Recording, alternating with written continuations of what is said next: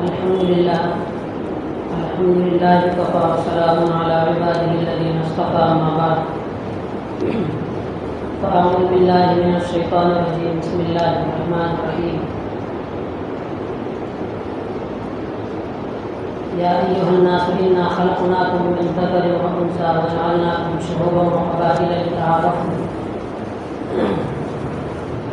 إن أكرمكم عند الله أتقاكم إن الله عليم خبير.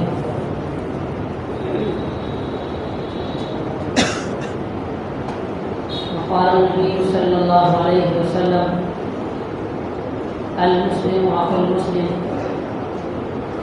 أو كما قال صلى الله عليه وسلم. اللهم صل على سيدنا محمد وعلى آل سيدنا محمد وبارك وسلم. اللهم صل على سيدنا محمد وعلى آل سيدنا محمد وبارك وسلم. اللهم صل على سيدنا محمد وعلى آل سيدنا محمد وبارك وسلم.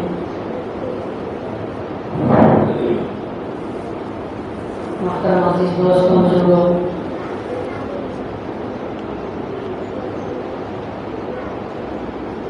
اللہ تبارک و تعالی اس دنیا میں انسانوں کو آزاد پیدا کیا ہے. انسان پیدائشی طور پر آزاد ہے، وہ کسی کا غلام نہیں ہے، وہ کسی کے ماتحت نہیں ہے. اور انسان کی اصل خوبی اور اس کی بنیادی حقوق میں بھی یہی ہے کہ اسے آزادی دی جائے، اسے آزاد رہنے کا موقع دیا جائے. انسان کے آزاد رہنے کے ساتھ ساتھ اس پر شریعت متعین ہے.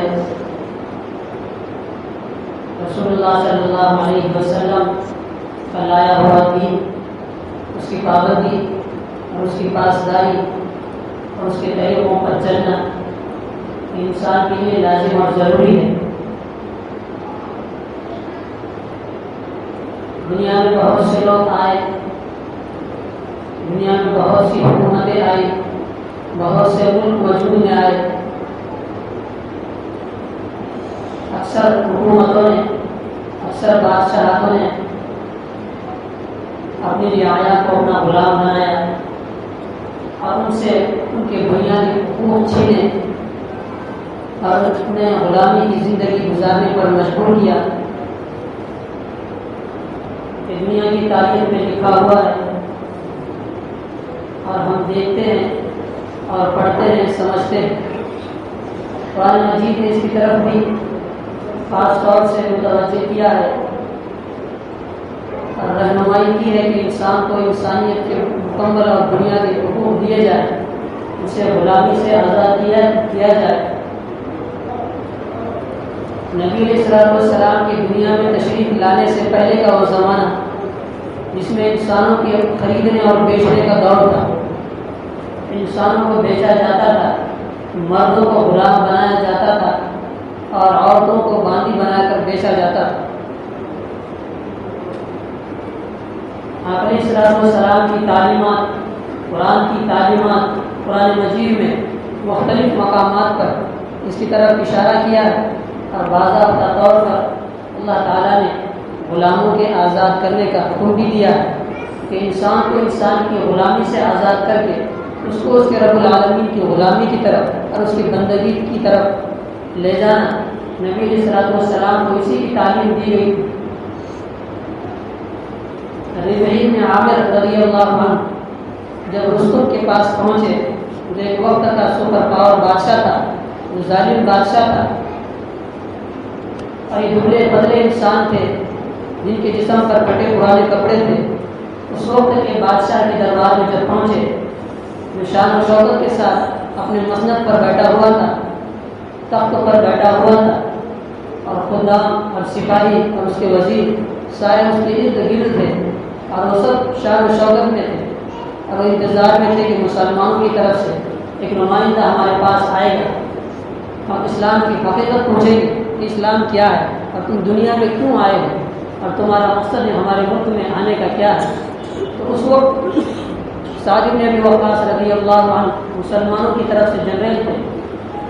انہوں نے دبلے پتلے انسان کو صحابی رسول ربیع بن عامر رضی اللہ عنہ کو بھیجا، تو اپنے گھوڑے پر سوار اپنے خستہ حالت کے باوجود، پھٹے پرانے کپڑوں کے باوجود اس کے جب دربار میں داخل ہوئے تو انہوں نے اس کے دربار میں گھوڑے کو رکایا نہیں، بلکہ گھوڑے پر سوار ہوتے ہوئے اس کے مسند کے قریب پہنچے۔ انہوں نے کہا کہ گھوڑے پر سے اتر جائیے کہ بادشاہ سلامت کا دربار ہے۔ انہوں نے کہا کہ میں مہمان نواز نہیں ہوں، مہمان وہ ہوتا ہے جو آپ کے پاس آئے، بلکہ آپ نے مجھے بلایا ہے، میں تو آپ کا نمائندہ ہوں، میں گھوڑے سے نہیں اتر سکتا۔ یہ اسلامی طاقت تھی، یہ اسلامی پاور تھا۔ اس طریقے سے بہادرانہ اور جرأت کے ساتھ، ہمت کے ساتھ انہوں نے اس بادشاہ سے بات کی۔ پھر اس وقت انہوں نے اس تاریخی جملہ کہا کہ تمہارے آنے کا مقصد کیا ہے؟ تو انہوں نے کہا کہ ہمارے یہاں پہ آنے کا مقصد کہ انسانوں کو انسانوں کی غلامی سے آزاد کرا کر اللہ تعالیٰ کی بندگی کی طرف لانا ہمارا یہی مقصد ہے کہ تم نے جس رعایت کو، تم نے جو اپنے ملک کے لوگوں کو غلام بنایا ہے، یہ ہم غلامی کو ختم کرنا چاہتے ہیں۔ اللہ تعالیٰ نے انسان کی بنیادی حقوق میں آزادی کو رکھا۔ قرآن مجید میں ایک جگہ پر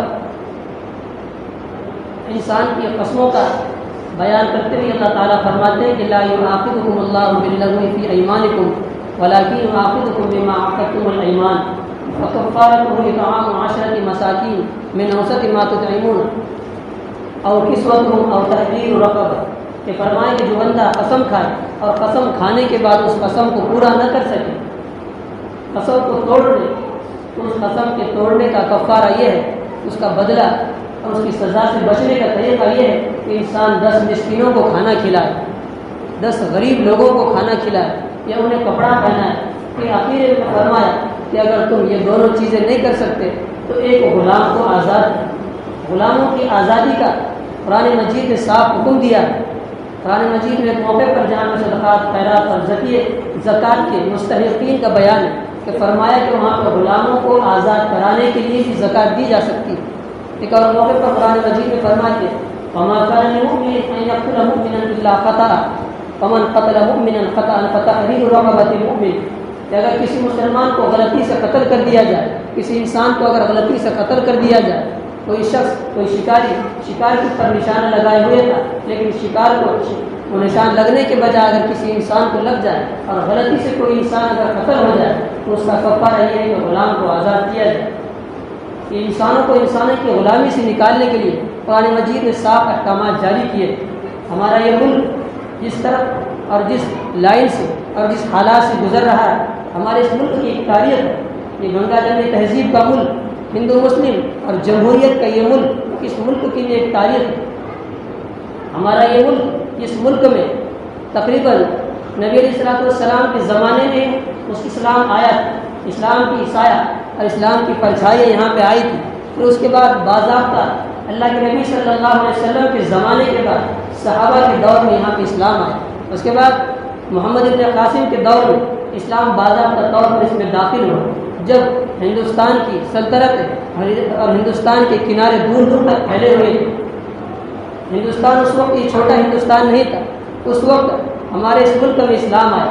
نبی علیہ السلام کے زمانے کے بعد اسلام آتا رہا، پھر ایک زمانہ وہ بھی آیا کہ اس ہمارے ملک کو نظر لگی مسلمانوں کی حکومت کے بعد، جہاں پر مغلیہ سلطنت کا جب دور چل رہا تھا، جہانگیر بادشاہ کی اس ملک میں حکومت تھی، اس وقت کا یہ حالات ہے کہ سب سے پہلے واسکو ڈی گاما ہندوستان میں آیا، ایک تجارتی سفر کے ذریعے سے اس ملک میں آیا اور وہ تجارت کیا کرتا تھا، وہ ایک سیاح تھا، وہ سفر کرنے والا انسان تھا، وہ سب سے پہلے اس ملک میں آیا، اس نے اس ملک کی ترقی کو دیکھا، اس ملک کو جو سونے کی چڑیا کہا جاتا تھا اس نے اس ملک کو دیکھا اور یہاں کے پیداوار کو دیکھا، یہاں کے معدنیات کو دیکھا، سونا اور چاندی اور روپیے پیسوں کو دیکھا۔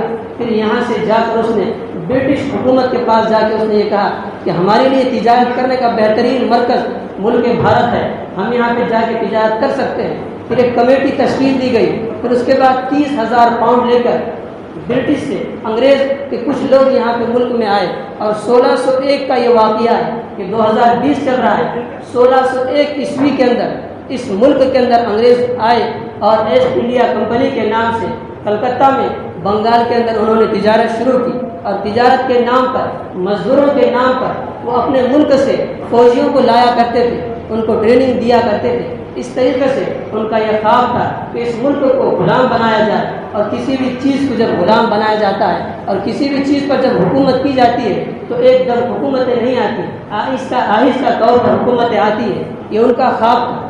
1601 میں سب سے پہلے یہاں پر آئے، اس کے بعد شاہجہاں کی حکومت آئی۔ جب شاہجہاں یہاں کا بادشاہ بنا تو انگریزوں کو 4 صوبے دیے گئے، 4 اسٹیٹ دیے گئے انہیں تجارت کرنے کے لیے، یہاں پر ان کی تجارتی کمپنیوں کو بڑھانے کے لیے۔ وہ تجارت کیا کرتے تھے، وہاں سے مزدور کو یہاں بلایا کرتے تھے، مزدور کی شکل میں فوجیوں کو ٹریننگ دیا کرتے تھے۔ ان کا یہ خواب تھا کہ ہم اس ملک کو غلام بنائیں گے، اس ملک پر ہم حکومت کریں گے، تو مسلمانوں کا جو حکومت چل رہا تھا۔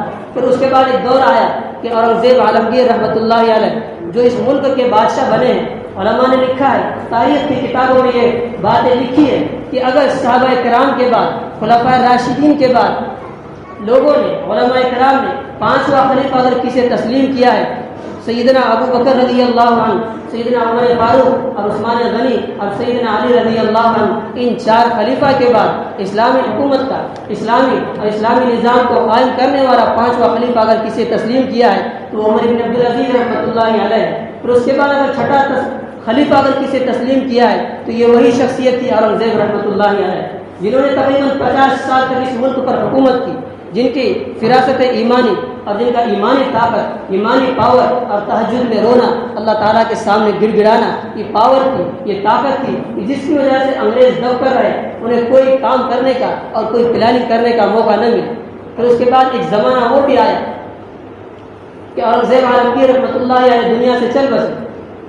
ان کے جانے کے بعد انگریز جو ہے آہستہ آہستہ اپنے پیر پھیلانے لگے، اپنی حکومت کو قائم کرنے کے چکر میں وہ جو ہے ایک صوبے سے دوسرے صوبے کی طرف جاتے تھے اور لوگوں کو اپنی طرف مائل کرتے تھے۔ اس کے بعد شاہ ولی اللہ محدث دہلوی رحمۃ اللہ علیہ اس ہندوستان میں پیدا ہوئی۔ یہ وہی شخصیت ہے بلا تفریق مذہب و ملت، لوگ انہیں مانتے ہیں۔ شاہ ولی اللہ رحمۃ اللہ علیہ کی ایک بہت بڑی تاریخ ہے، ہندوستان میں حدیثوں کو لانے والی سب سے بڑی شخصیت اور سب سے پہلی شخصیت ہے، ورنہ اس سے پہلے ہندوستان میں حدیث کا علم نہیں تھا، حدیث کی کتابوں کا، نبی علیہ الصلوۃ والسلام کے حدیث کا علم نہیں تھا۔ سب سے پہلے حدیث کا علم لانے والے، حدیث کی کتابوں کو لانے والے، بخاری مسلم کی کتابوں کو لانے والے یہی شاہ ولی اللہ محدث دہلوی رحمۃ اللہ علیہ۔ انہوں نے اپنی کتابوں کے ذریعے سے، اپنے شاگردوں کے ذریعے سے انگریز کے ناپاک ارادے کو واضح کیا اور لوگوں کے سامنے پیش کیا۔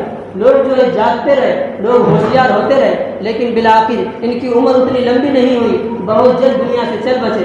ان کے بعد ان کے بیٹے شاہ عبدالعزیز محدث دہلوی رحمۃ اللہ علیہ پھر یہ آئے، انہوں نے سارے ملک کا دورہ کیا، لوگوں کو بتایا کہ یہ ملک ہمارا جو ہے انگریز کے قبضے میں جا رہا ہے، لوگ اس پر جو ہے انگریز حکومت کرنا چاہتے ہیں۔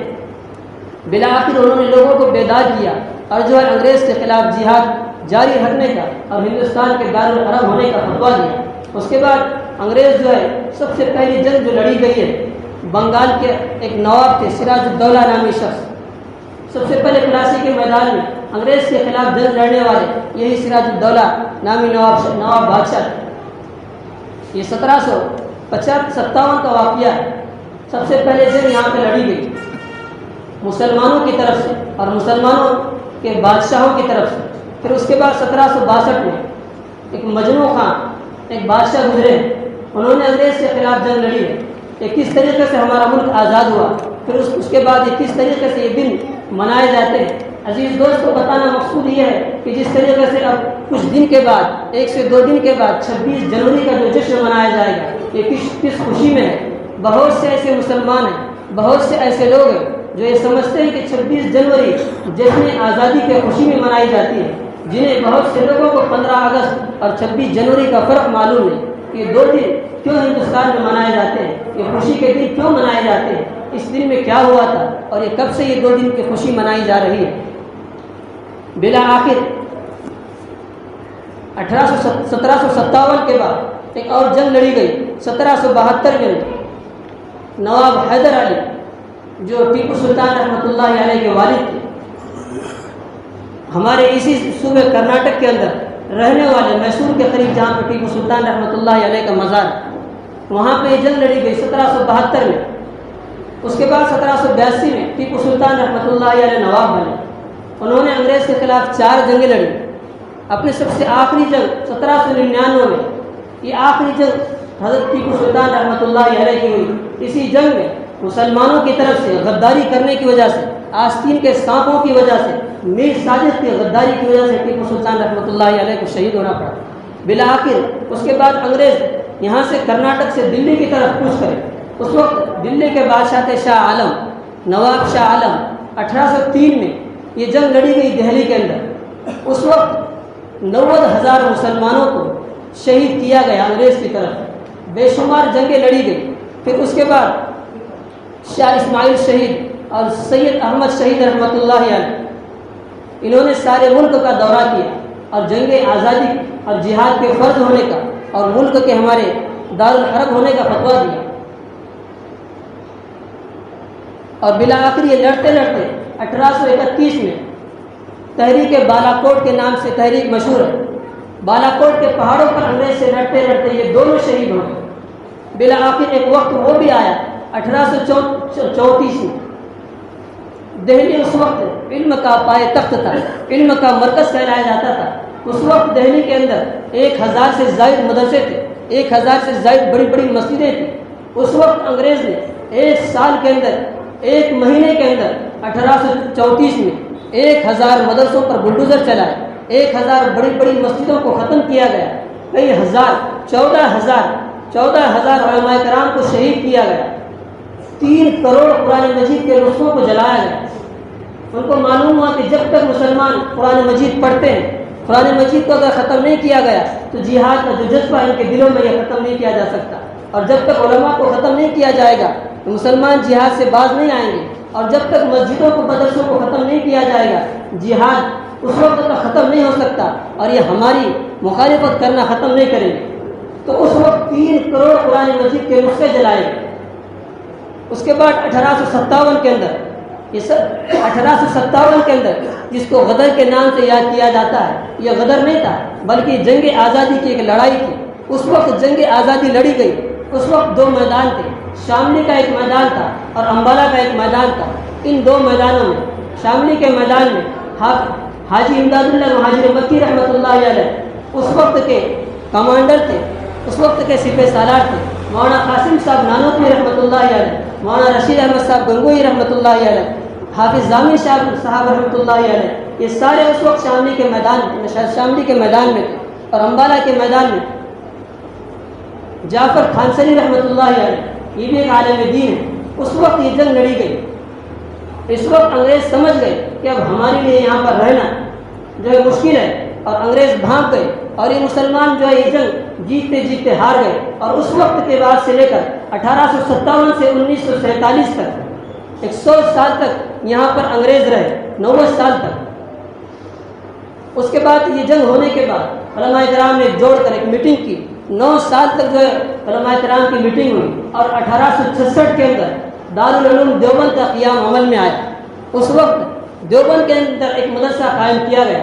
اس مدرسے کا مقصد تھا دین کی اشاعت کو قائم کرنا، اور دین کی بقا کو، ہندوستان میں دین کو باقی رکھنا، علم کو باقی رکھنا، اور انگریز کے خلاف لڑنے والے فوجیوں کو تیار کرنا۔ اسی کے چند مہینوں کے بعد سہارنپور میں ایک اور مدرسہ قائم کیا گیا مظاہر العلوم کے نام سے۔ اسی مدرسے کے فارغ شیخ الحدیث مولانا زکریا صاحب رحمۃ اللہ علیہ، جنہوں نے فضائل اعمال لکھی ہے۔ اسی مدرسے کے فارغ مولانا الیاس صاحب رحمۃ اللہ علیہ، جو بانی تبلیغ ہے، دعوت تبلیغ کا جو اسلام چل رہا ہے۔ پھر اس کے بعد یہ جنگ چلتی رہی۔ بالآخر 1883 میں کانگریس کی جو پارٹی ہے اس کا قیام عمل میں آیا۔ 1883 میں اس مدرسے کے سب سے پہلے فارغ 1878 میں شیخ الہند حضرت مولانا محمود الحسن صاحب دیوبندی رحمۃ اللہ علیہ، تحریک ریشمی رومال کے نام سے جو تحریک چلی ہے، یہی شخصیت کی طرف سے یہ تحریک چلی ہے جنہوں نے انگریز کے خلاف ایک تحریک چلائی تھی۔ یہ تحریک چلتی رہی، مسلمانوں کی طرف سے یہ جنگیں چلتی رہی۔ بالآخر 1870 کے قریب گاندھی جی کی پیدائش ہوئی، اور تحریک ریشمی رومال کی پاداش میں، تحریک ریشمی رومال چلانے کی وجہ سے انگریز نے شیخ الہند رحمۃ اللہ علیہ کو مالٹا کے جیل میں ڈال دیا۔ تقریباً کئی مہینے اور کئی سال اس جیل میں رہے۔ اس جیل سے رہا ہونے کے بعد جب آئے ہیں تو اس وقت ممبئی کے اندر شیخ الہند رحمۃ اللہ علیہ سے ملاقات کرنے کے لیے سارے ملک کے اور پورے ملک بھارت کے لوگ ان سے ملاقات کرنے کے لیے وہاں پر آئے، اور اسی وقت گاندھی جی بھی شیخ الہند رحمۃ اللہ علیہ سے ملاقات کرنے کے لیے وہاں پر پہنچے۔ اس وقت سے پہلے اور اس ملاقات سے پہلے گاندھی جی کے کوئی کارنامے نہیں ہیں، اور اس وقت تک اور یہاں تک مسلمانوں نے تحریک آزادی اور جنگ آزادی لڑی ہے۔ اس وقت جب 1920 کے اندر 1919 میں جمعیت علماء ہند کے نام سے ایک تحریک چلی، جمعیت علماء ہند جو آج کل مشہور ہے، کہ 1919 میں قائم کی گئی۔ 1920 میں ایک بہت بڑی کانفرنس ہوئی جس میں مہاتما گاندھی کو مہاتما کا لقب دیا گیا۔ جب ممبئی میں شیخ الہند رحمۃ اللہ علیہ سے گاندھی جی کی ملاقات ہوئی تو اس وقت سارے طبقے کے مسلمان اور غیر مسلموں کے سارے لوگوں کو ملا کر ایک لیڈر کی ضرورت تھی کہ اب یہ آزادی کی جنگ اسی طریقے سے نہیں لڑی جائے گی، بلکہ برادران وطن کو ساتھ میں لے کر لڑنا پڑے گا، اور ایک لیڈر کی ضرورت تھی۔ اس وقت گاندھی جی وکالت کی ڈگری کر کے آئے تھے، اور گاندھی جی کا یہ واقعہ مشہور ہے کہ اس وقت جو ہے افریقہ کی عدالت میں دو گجراتی مسلمانوں کا جھگڑا چل رہا تھا، تو ایک مسلمان نے گاندھی جی اس وقت جو وکیل بن کر آئے تھے ان کو اپنی طرف سے وکالت کرنے کے لیے بلایا۔ تو گاندھی جی جب وہاں پہ عدالت میں پہنچے، وکالت کر رہے تھے، تو وکالت کرتے ہوئے وکالت میں کامیاب نہیں ہوئے، بلکہ وہ ناکام ہوئی، اور ان کے سامنے والا فریق دوسرا مسلمان جیت گیا اور گاندھی جی ہار گئے۔ جب وہاں سے یہاں پر آئے تو اس وقت ملاقات میں شیخ الہند رحمۃ اللہ علیہ نے فرمایا کہ گاندھی جی ہمارے لیڈر رہے۔ گاندھی جی کو اس وقت سردار بنایا، لیڈر بنایا، اور 1920 کے اندر ایک بہت بڑی کانفرنس اور ایک بہت بڑا اجلاس قائم ہوا اور ایک بہت بڑا جلسہ ہوا۔ اس جلسے کے اندر شیخ الہند رحمۃ اللہ علیہ نے اعلان کیا کہ آج سے موہن داس کرم چند گاندھی، جن کا اصل نام یہی ہے اور گاندھی جی سے مشہور ہے، یہ ہمارے لیڈر رہیں گے۔ اور اس وقت جمعیت علماء ہند کے چندے سے سارے ملک میں گاندھی جی کا دورہ کرایا اور ان کا تعارف کرایا کہ یہ ہمارے لیڈر ہیں۔ اور اس وقت مولانا عبدالباری فرنگی محلے رحمۃ اللہ علیہ نے انہیں گاندھی سے مہاتما گاندھی کا لقب دیا۔ یہی مسلمانوں کی جماعت تھی جنہوں نے گاندھی جی کو مہاتما گاندھی کا لقب دیا۔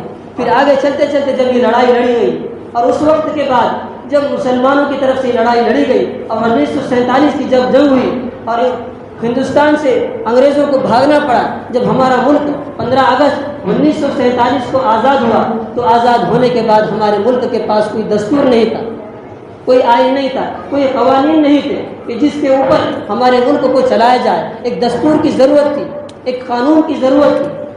15 اگست کے بعد 29 اگست 1947 کے اندر ایک کمیٹی بنائی گئی جس میں سارے ملک سے 308 ممبر چنے گئے۔